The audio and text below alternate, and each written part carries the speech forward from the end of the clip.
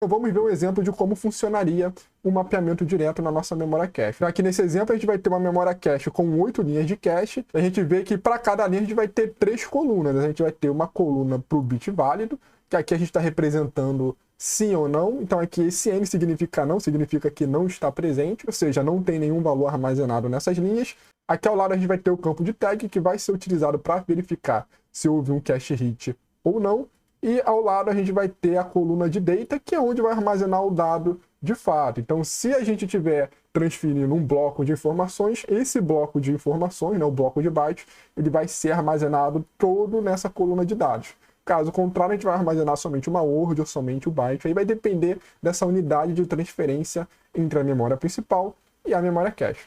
Então aqui no nosso exemplo vai ser uma word por linha. Então ele vai armazenar aí normalmente 4 bytes. Então como é que seria então o acesso? Então vamos estar vendo alguns exemplos. Então primeiro a gente vai querer executar uma instrução de load, por exemplo, acessando o dado que está no endereço 22. Então, utilizando a nossa fórmula do mapeamento direto, qual que seria a linha de cache que a gente verificaria a informação?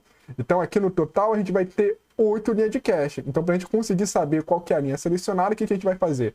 A gente vai pegar o número 22 e calcular o módulo com a quantidade de linhas, ou seja, um módulo com 8. Então, 22 dividido por 8, ele vai dar o quociente 2 e o resto vai ser 6. É só a gente calcular 22 menos 16. A gente vai ver que o resto é 6. Então, a linha de cache onde vai ser mapeado o endereço 22 vai ser a linha 6. Então, a gente vai olhar aqui na linha 6. Então, a gente pode ver aqui a linha 6 com a sua representação em binária. O que vai acontecer?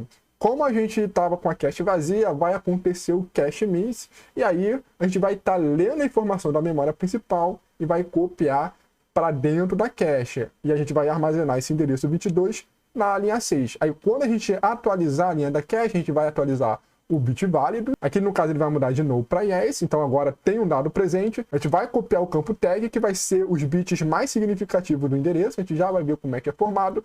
E aqui no campo de dados a gente vai pegar exatamente o dado que está na memória. Então aqui a nossa memória vai ser um array de words e vamos acessar esse word com o endereço 22, aqui representado em binário.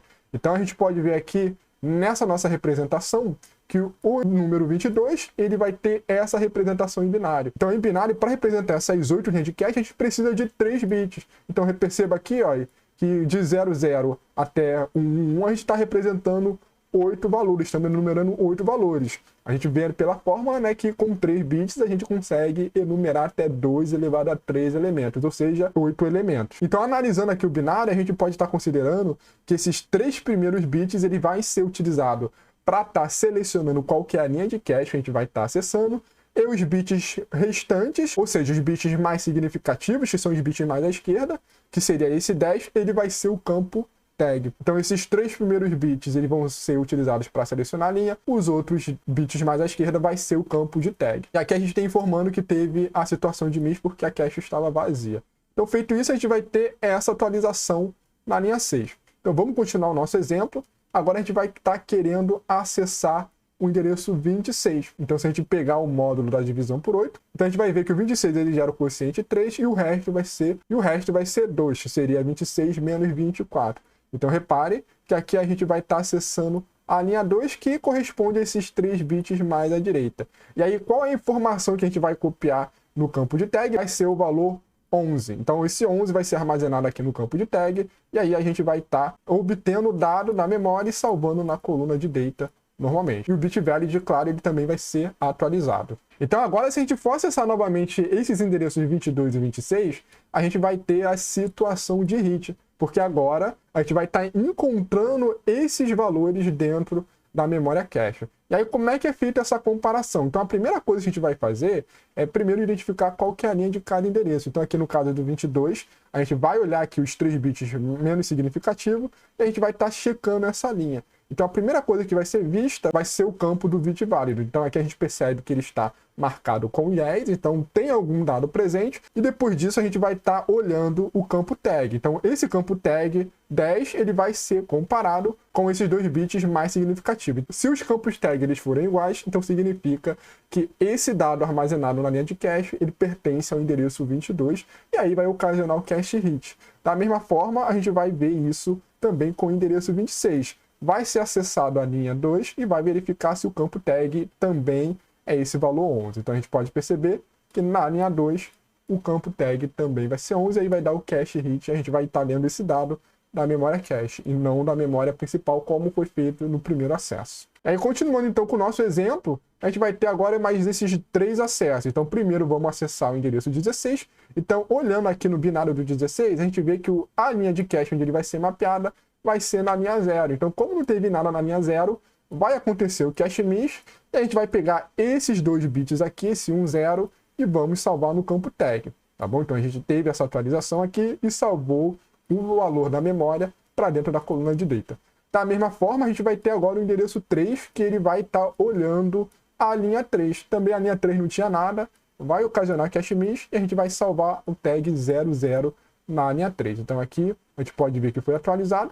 E aí o último acesso vai ser novamente ao endereço 16. Então, como o 16 a gente acabou de colocar, né, a gente vai ter o cache hit.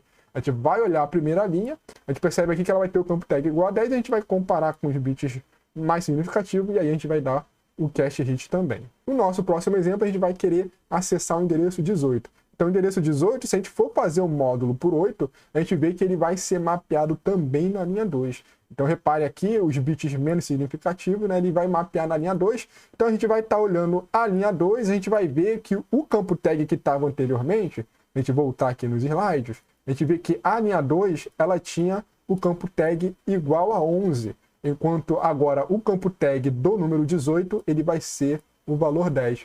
Então, a gente vai verificar essa linha 2, vai ver que o bit é válido, mas só que o campo tag 11 vai ser diferente do valor 10, e aí vai ocasionar o cache miss. E esse valor que era com o endereço anterior, ele vai ser descartado. E aí o que vai ser feito? A gente vai copiar o valor do endereço 18, copiar na linha de cache e vai atualizar o campo tag agora para o valor de 10, que é correspondente ao endereço 18. Então sempre vai ter essas verificações quando a gente for acessar um dado utilizando o mapeamento direto. Aqui a gente vai ter um esqueminha de como a gente vai estar compondo essas informações através do endereço de memória. Então aqui em cima a gente vai ter o nosso endereço de memória, e aqui a gente vai estar considerando que ele vai ser um endereço de 32 bits, onde a gente começa aqui com 01 até 31. Então basicamente a gente vai estar dividindo esse endereço da memória principal em 3 campos. O primeiro campo é o campo tag, que é armazenado lá na linha de cache. O segundo campo vai ser um campo de índice, ou linha, que ele vai estar selecionando qual que é a linha de cache onde o dado vai estar armazenando. E o último campo, ele vai ser o campo de offset, né, para saber qual que é o byte que precisa ser acessado dentro da coluna de data. Então lembrem lá, pessoal, que a gente está copiando sempre um bloco de informações para dentro da coluna de data. Então, em determinado momento, o processador ele só precisa acessar um desses elementos do bloco. Então, para a gente saber qual que elemento do bloco ele precisa acessar, a gente vai estar utilizando esse campo aqui de offset. Então, aqui nesse exemplo, vai ter 20 bits utilizados para o campo de tag, 10 bits utilizados para o campo de índice e 2 bits aqui para o offset. Então, como é que seria a lógica? A gente vai pegar os bits correspondentes a essa área, vai selecionar essa linha, né? Depois de selecionar essa linha, o que a gente vai fazer? A gente vai estar obtendo as informações do bit valid, tá? Então perceba aqui que esse bit valid vai ser enviado por uma porta de AND, tá? E a gente vai estar obtendo a informação do campo tag.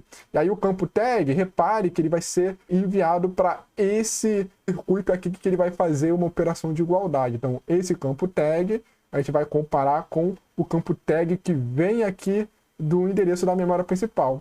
Então a gente vai comparar esses dois valores, e aí se aqui forem iguais, se ele for dar o valor verdadeiro, então esse resultado de verdadeiro da igualdade vai ser a segunda entrada dessa porta AND. Então o que vai acontecer, né? Se o bit for válido e os campos tags forem iguais, então o resultado da porta AND vai ser um valor verdadeiro. Isso aqui vai indicar para a gente que houve um hit, ou seja, esse dado ele realmente está mapeado. Então houve um hit, então o que a gente vai fazer quando ocorrer um hit? A gente vai ler o dado na linha de cache e vai já encaminhar lá para os barramentos do processador.